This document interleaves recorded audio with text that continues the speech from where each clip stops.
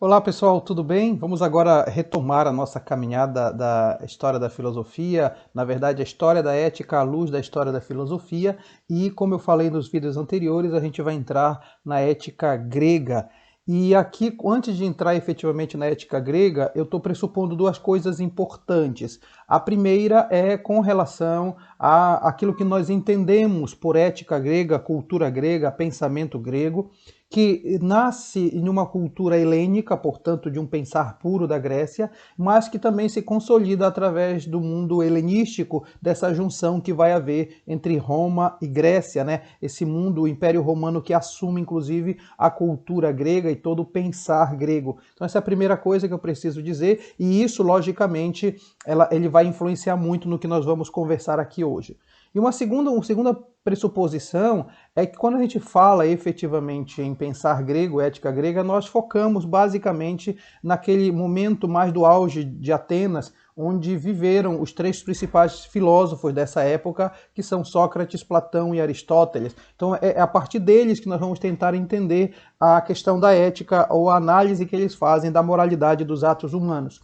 Importante notar também que antes houve já filósofos que tentaram pensar não exatamente a ética, mas um modo de se posicionar moralmente diante da realidade, que foram os sofistas, e também depois desse trio nós podemos elencar alguns filósofos que, a partir já do mundo romano, vão trabalhar a questão da ética numa linha muito mais prática, muito mais próxima do real, muito mais voltada para quase uma filosofia da vida, e isso nós estamos nos referindo aos epicuristas e aos estoicistas, tá? Então um pouco essas duas premissas que eu gostaria de deixar para vocês, em especial no que diz respeito a essa chave de leitura que eu vou dar, né? Esse vídeo é apenas chave de leitura, colocar alguns pontos fundamentais para a gente aprofundar a partir dos nossos textos.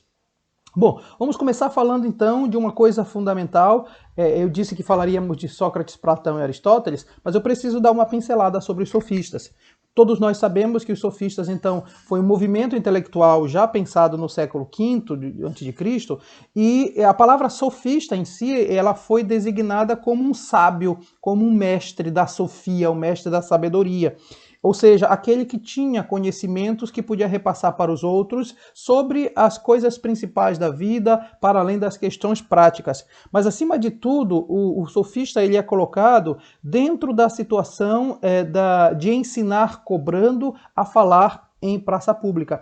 Isso é importante porque, como vocês sabem, na Ágora se decidiam os destinos da cidade-estado e por isso era importante que quem quisesse ter uma certa predominância nas suas propostas soubesse falar em público, né? E os sofistas são, em primeiro lugar, esses professores de oratória que ensinam a defender os próprios interesses. A ideia, por exemplo, não é ensinar a verdade ou estar comprometido com aquilo que está se falando, mas o poder do convencimento. Até porque para os sofistas não existe a verdade ou o erro, né? Que as normas que dizem o certo e o errado são transitórias. E nesse ponto eles bebem muito daquele pensamento heraclitiano do pantarei, né, do devir constante. Então os sofistas eles têm um pouco essa vertente de você entender não os valores como algo eterno, mas localizados efetivamente. Então você não se compromete com uma verdade, você se compromete com uma situação prática daquele momento. Quem são os dois sofistas que se destacam mais nessa nossa visão mais global que nós estamos tendo? Um deles é a ideia o pensamento do Protágoras. O Protágoras ele vai se destacar, entre outras coisas, porque ele vai definir a questão que tudo no mundo, na realidade, nas coisas, nas decisões, tudo tem que estar relacionado ao sujeito. Tudo tem que ter como parâmetro o sujeito. E aí é ele que vai desenvolver a teoria do homo mensura, né? A ideia de que o homem é a medida de todas as coisas. Ou seja, o certo, o errado, o bonito, o feio, o belo e o horrível, o gordo, o magro, aquilo que deve ser feito, o que não deve ser feito, tem que ter como horizonte parametrizante o homem. O homem como medida de todas as coisas. Então, os sofistas não vão estar preocupados com um comportamento ético baseado nos valores ontologicamente fundamentados. Eles vão dizer assim, bom, isso serve para o homem, isso serve para ele viver bem, isso serve para ele defender alguma lei, beleza, então vamos segui-lo. Então, o homem é a medida de todas as coisas. E o outro é exatamente o Gorgias. O Gorgias ele vai dizer que Eu não tenho como dizer o que existe e o que não existe, o que é verdadeiro do que não é verdadeiro. O nosso conhecimento é muito limitado, então a gente precisa praticar um conhecimento que seja para o momento agora, para esse momento específico. Então a gente tem que aproveitar bem a possibilidade de tomar decisões agora, porque amanhã as coisas podem mudar. Então o Gorgias, ele não dá para saber o que existe, o que não existe, se é certo ou se é errado. Vamos tentar fazer as coisas para a convivência neste momento. O amanhã depois se verá, né? O Gorgias, ele tem essa predisposição.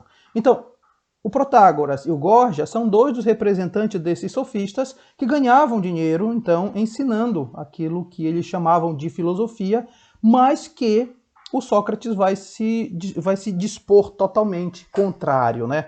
O Sócrates, ele vai nascer em Atenas, é importante dizer isso, o Sócrates nasce em Atenas, ele, na verdade, vai ter entre os seus discípulos o Platão. Ele, todos sabem também, são estudantes de filosofia, que o Sócrates é acusado de corromper a juventude e é condenado a beber cicuta e, portanto, vai morrer aceitando morrer sem se defender das acusações que ele achava absurdas, mas ele também considerava que ele estava ensinando as pessoas a não seguirem aquelas normas estabelecidas, mas ensinava a pensar. O Sócrates, ele conhece, ele parte do princípio que de fato é importante partir do homem. Ele concorda com os sofistas que é importante partir do homem. Porém, não é um partir do homem pela transitoriedade do homem. Na verdade, ele parte do homem no sentido de que eu não preciso buscar na cosmologia, eu não preciso buscar na origem dos mundos, na physis, no arqué da physis, alguma coisa que eu posso tranquilamente conhecer dentro de um outro mundo, de uma outra viagem que eu devo fazer, que é a viagem sobre si mesmo. Por isso que uma das frases fundamentais de Sócrates é conhece-te a ti mesmo. Não é uma frase dele, mas ele adota como pressuposto filosófico fundamental, porque não existe qualquer condição de ter outro conhecimento se não for precedido pelo conhecimento de si mesmo. Então, o conhece-te a ti mesmo vai fazer com que o homem mergulhe no seu autoconhecimento e de lá chegue à segunda conclusão, o só sei que nada sei. Você não pode falar do só sei que nada sei sem colar junto o conhece-te a ti mesmo. Então a ideia do autoconhecimento, do mergulhar em si, deve necessariamente chegar a essa conclusão. Só sei que nada sei. Ou seja, mesmo que eu saiba muito, aquilo que eu sei não é nada diante do oceano de conhecimentos que eu preciso ainda abranger. Então o Sócrates, ele defende a ideia de que existe um conhecimento universalmente válido. Sobre isso ele discorda totalmente dos sofistas, porque de alguma forma os sofistas dizem que o conhecimento é para agora. Sócrates não, existe um conhecimento válido e este conhecimento, e aqui nós entramos na nossa disciplina, esse conhecimento é um conhecimento moral. Por quê? Porque não é um conhecimento do ponto de vista abstrato, de um sentido de sair da abstraticidade, de ficar no mundo separado, mas é um conhecimento que me leva a agir pelo bem. É um conhecimento prático porque eu conheço para agir retamente. É por isso que se diz que com Sócrates a ideia de quanto mais eu conheço o bem, mais eu sou impulsionado a fazer o bem. Então, toda a epistemologia socrática desemboca numa ética socrática. Então, a concepção do bem, a felicidade da alma e do bom como algo que é útil para chegar à felicidade, é, na verdade, a ideia de que eu possa treinar, vivenciar todo dia. Então, não existe o sábio que não seja ético. Não existe o que conhece o que é certo, que não pratique o que é certo. E o Sócrates, nesse sentido, ao beber a cicuta, ele tranquilamente comprova ele mesmo dizendo isso, né? Ele vai dizer, não, quando vieram dizer para ele, Sócrates, se tu desdizeres algumas coisas que tu fizestes, cara, nós vamos te salvar. Ele disse, não, eu sou fiel à verdade e à verdade até o fim. Então ele bebe como forma de fidelidade a essa ideia de que é mais importante ser transmissor e praticar a verdade, conhecer a verdade, praticar a verdade, do que você escamotear para se manter vivo, né?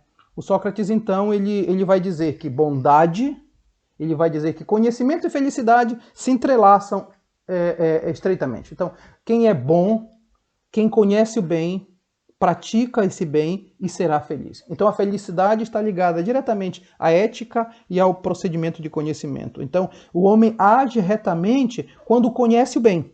E quando ele conhece, repetindo, ele não pode deixar de praticar. Porque quando ele aspira ao bem, quando ele quer o bem, quando ele pratica esse bem, quando ele conhece esse bem, ele vai ser necessariamente feliz. Então é importante esse primeiro pressuposto de Sócrates, porque o Sócrates direciona o pensamento dele considerando que não há divisão entre conhecer e fazer o bem, e, portanto, entre epistemologia e ética. O discípulo de Sócrates, e eu sempre digo isso, vocês já estudaram história da filosofia, o discípulo de Sócrates foi Platão. O Sócrates não deixou nada escrito, e o Platão, então, estava entre aqueles jovens que seguiam Sócrates, que estavam sendo desvirtuados por Sócrates, né? E o Sócrates, e o Platão, ele vai colocar Sócrates como personagem de várias das suas obras, né? Muitas das obras de Platão têm Sócrates como personagem. Também em Platão, você vai ter essa unicidade entre ética e filosofia política.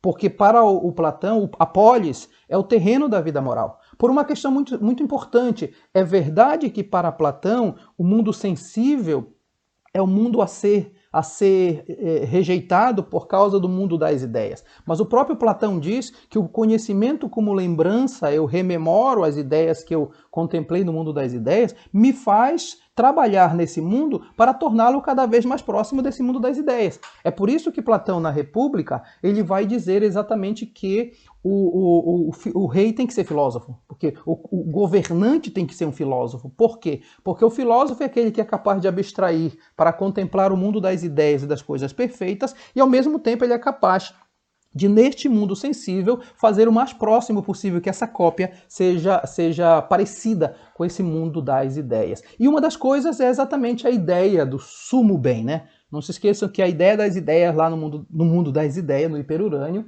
é exatamente o ser como o bem, o belo e o verdadeiro. Então, na verdade, o filósofo que contempla, ele vai tentar fazer o bem na vida política, na polis, né? E é justamente o dualismo entre mundo sensível e mundo das ideias que justamente vai me mostrar que o verdadeiro bem, o sumo bem, está lá. Então, o meu desejo é voltar para lá. Mas eu não volto para lá enquanto eu efetivamente não praticar o bem. E essa é uma relação. A prática do bem me ajuda ao retorno a esse mundo de onde eu vi, onde a minha alma deveria estar lá, mas está aprisionada no corpo. E justamente a alma, ela tem... É importante que nós entendamos essa ideia da alma, porque a alma, para Platão, em primeiro lugar, nós estamos falando em termos filosóficos. Então, a alma, nesse sentido, o princípio que move o homem. E ela consta de 3 partes em Platão: a razão, a vontade ou ânimo e o apetite. Então, a alma racional, a alma da vontade, né? a animalidade no sentido do querer, e o apetite no sentido quase que animalesco da alma. Né? Então, a razão que contempla é uma razão superior, né? O apetite é a inferior. O apetite é aquela coisa mais animalesca, como eu falei. E aí é interessante que então o bem está no mundo das ideias e o homem vai buscar pela ciência contemplar, e nesse caso ciência é a filosofia, e o mundo sensível que é o mundo da doxa, o mundo da opinião. Essa concepção do dualismo platônico e dessas três divisões da alma, né? A alma racional, cujo valor maior da alma racional é a prudência. O valor maior da vontade de um querer é a fortaleza. E o valor maior do apetite, do baixo ventre, como dizia Platão, é a temperança, é o equilíbrio. Na prática, para Platão, então, existem 4 virtudes. A virtude da prudência, portanto, o verificar, o avaliar racionalmente a tua atitude. A fortaleza, que é exatamente a vontade que tem que ser tenaz quando deve ser tenaz, iluminada pela razão racional mesmo, né, pela alma racional, e o apetite, que é o instinto quase que sexual, não só sexual, mas o instinto animalesco, que deve ser regido pela temperança, no sentido que essa virtude vai me fazer ter o cuidado e o tempero, o equilíbrio. Tudo isso reunido pela 4ª virtude, que é a justiça. Então a justiça seria a vivência de uma alma racional prudente, de uma alma da voluntas forte, de fortaleza, e do apetite à temperança. Tá? Então Platão ele tem essa concepção de ética, então é preciso que o Estado ou a comunidade política ajude esse homem a viver eticamente, né? Então ele precisa ser um bom cidadão. O bom cidadão é a expressão desse ser humano bom. Então ele sozinho não pode, ele sozinho ele não consegue ser o bom totalmente. Então é na comunidade política que ele se realiza. Então, a ética vai desembocar necessariamente também aqui no campo da política. É importante a gente mostrar um pouco isso, como Platão, no livro A República, ele faz essa comparação do antropológico para o político. Ele vai dizer que essa razão minha, a alma racional, que é movida pela prudência, é a alma dos governantes. Os governantes precisam governar segundo essa alma racional com a prudência. A alma da vontade, a expressão da vontade, da voluntas, cuja virtude é a fortaleza, é, na verdade, a expressão no campo social dos guerreiros. Os guerreiros têm que ter essa vontade firme, forte. O apetite, né, a ideia da satisfação das necessidades mais básicas do homem, que é governado pela temperança, no campo da sociedade é a alma dos artesãos e dos comerciantes, que vão satisfazer essas necessidades mais básicas do homem, desde a alimentação, renda, etc. Então, toda a comunidade, não só o homem, mas a comunidade política deve ser regida pela justiça, né? O Platão, então, ele vai não se esqueçam que o Platão ele coloca os artesãos e aqueles que trabalham manuais exatamente como segundo plano, porque era a cultura da época, né? Escravos não são considerados, por exemplo, né? Então, nesse sentido, o Estado é que vai governar as pessoas, portanto, há que haver uma submissão do indivíduo à comunidade política. Esse é um pouco o pensamento de Platão no que diz respeito à ética, e nós não podemos perder essa dimensão, como eu disse para vocês, assim, a dimensão de você ter a relação dos mundos e essa tripartição da alma, tá? O terceiro, nosso personagem, nosso filósofo, é Aristóteles. E, como todos sabem também, o Aristóteles é discípulo de Platão, era estrangeiro, né? Ele era da Macedônia. Na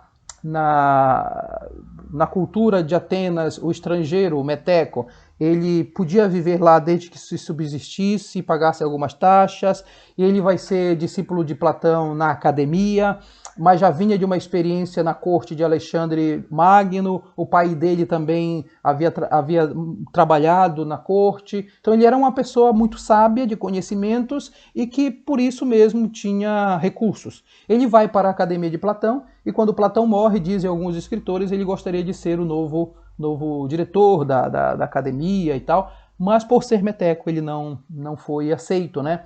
Então ele vai e funda uma própria escola que ele vai chamar de Liceu, né? O Liceu, que vai praticar um método de ensino diverso de Platão, porque enquanto Platão buscava a abstração na academia, o Aristóteles vai começar a fazer um método que vai ser conhecido como peripatético, ou seja, de andanças pelo perípatos, né, pelo pátio, caminhando ao redor da escola, nós chamaríamos hoje de metodologia ativa, né?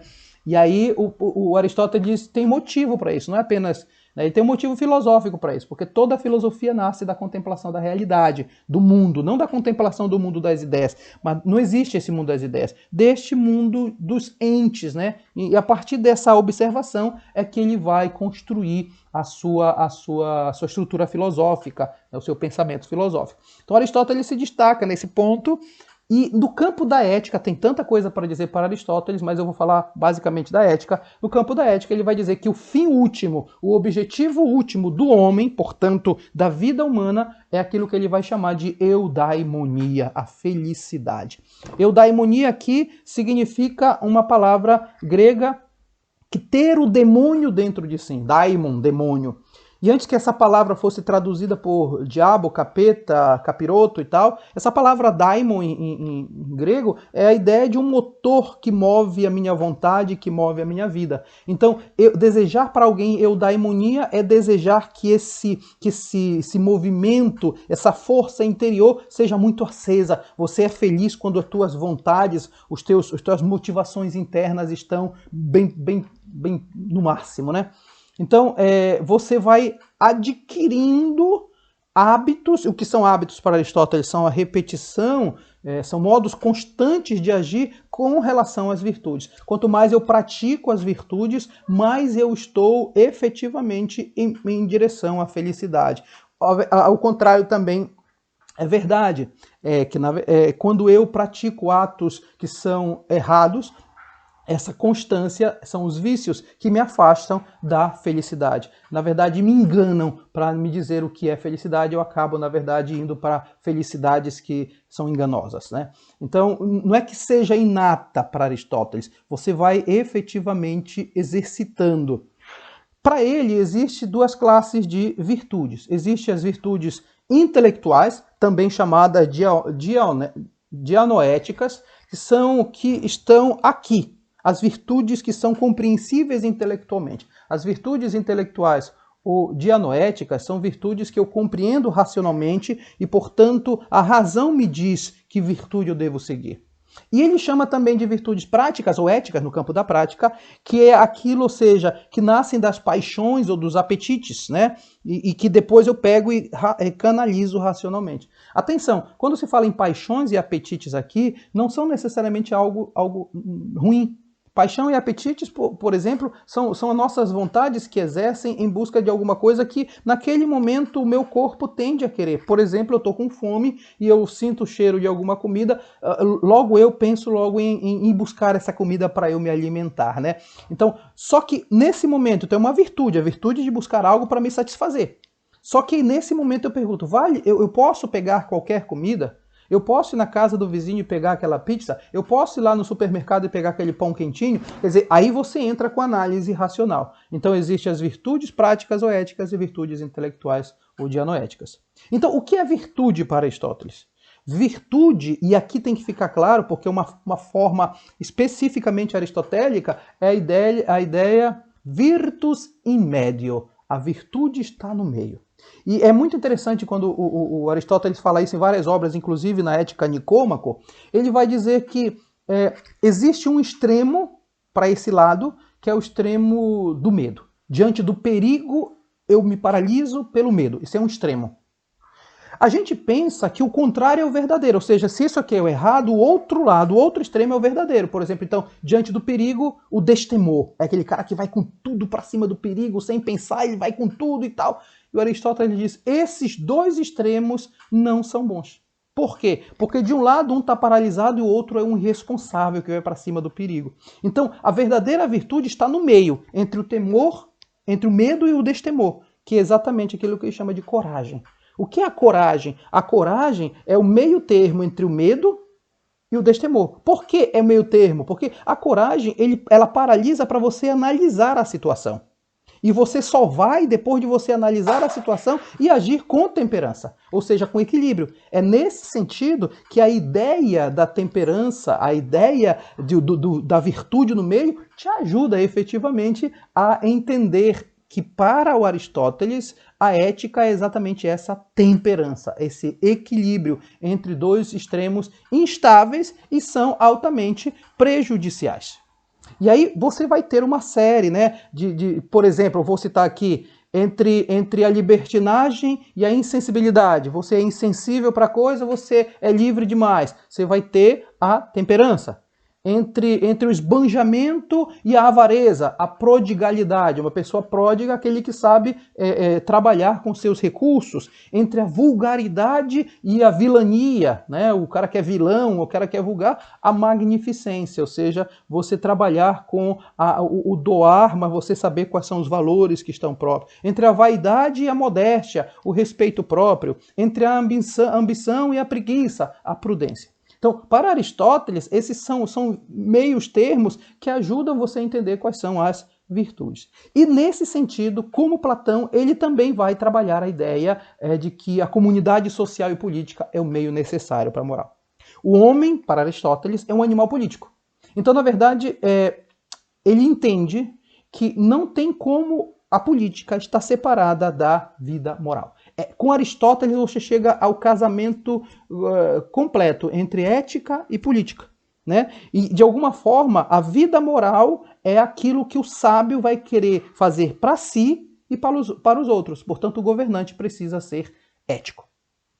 Esses três pensadores, além dos sofistas, que eu falei no início, conformam um pouco o pensar ético grego. Como eu falei nas aulas passadas, percebam que a ética está ontologicamente fundamentada. Portanto, ela está dentro daquilo que é o homem, parte da antropologia e da própria constituição ontológica do homem. É óbvio que depois, na cultura greco-romana, helenística, vão aparecer os estoicos, os epicuristas e tal, mas o que nos interessa hoje é entender essa base grega, porque em cima dessa base grega nós vamos posteriormente estudar o que é que a filosofia cristã e, portanto, a ética cristã tem a dizer, seja continuando o que os gregos disseram e, acima de tudo, seja percebendo de que forma eles vão contribuir com pensamentos diferenciados. Tá bom? Mas isso fica para a próxima aula.